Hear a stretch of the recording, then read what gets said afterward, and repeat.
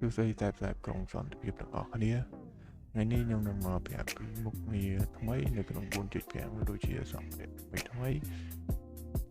នៅប៉ុស្តិ៍របស់យើង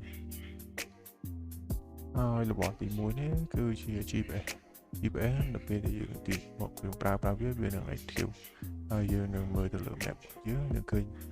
របស់យើងនៅឡើងពណ៌ Q ដូចទៅនឹងយើង on the T ដែរGPS នឹងដែរទោះជាយើងអត់ on the T ឲ្យតែយើង active ទៅលើ GPS ហ្នឹងគឺខ្សែផ្សេងៗគឺអាចមើលឃើញយើងដូចគ្នា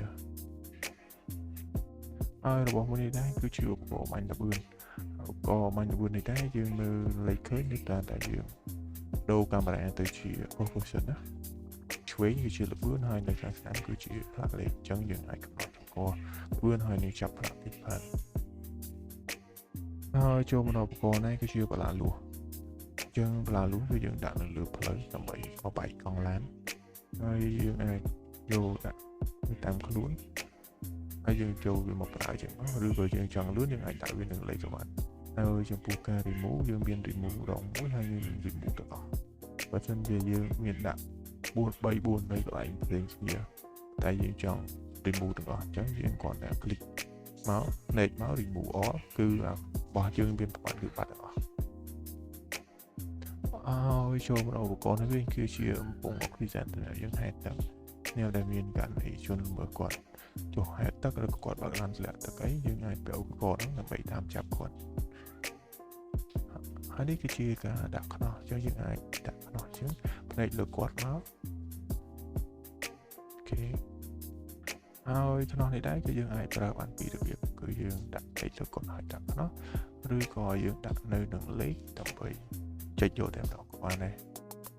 ហើយនៅខ្នោះនេះដែរបើសិនជាជនល្មើសគាត់ដៃឡាគាត់អាចកលៀនដៃចេញផុតពីខ្នោះរបស់យើងអញ្ចឹងផ្សេងតែនៅជាមួយនឹងប្រយ័ត្នប្រយែងទាំងអស់គ្នាហើយដែរគឺជាខ្សែហើយសម្រាប់ចងយើងធ្វើការចងដូចជាយើងប្រើខ្នោះដែរយើងវាចងទៅជាប់គាត់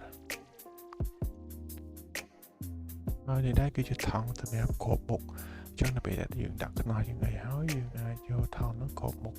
ដើម្បីជៀសវាងគាត់រត់ពីយើងព្រោះតែយើងដាក់ខ្នោះគាត់ហើយគាត់នៅអាចដើរបានទេហើយនេះគឺយើងដាក់បោះសម្រាប់គឺយើងនៅប្រើដដែលពីកន្សឹកហើយ ID របស់គាត់ហើយនឹងចំនួនដងដែលគាត់ត្រូវបោះហើយនេះគឺជារបៀបដាក់គុកជនល្មើសជាងយើងដាក់ខ្នោះគាត់សិនមកហើយយើងទៅលើគាត់បន្ទាប់មកយក import សិនទៅពេលអានលើគេគឺជាចំនួនខែដែលយើងត្រូវដាក់ទី2គឺ bill ហើយទី3គឺ reset គាត់គេកាំង file គាត់ផ្ទះគាត់ម៉ាត់អីចឹងទៅអញ្ចឹងហើយបន្ទាប់មកគឺយើង confirm ហើយវានឹងដោះខ្នោះអូតូពេលប៉ូលីសយើងមានតែប៉ុណ្ណឹងទេអញ្ចឹងអូខេបាយបាយ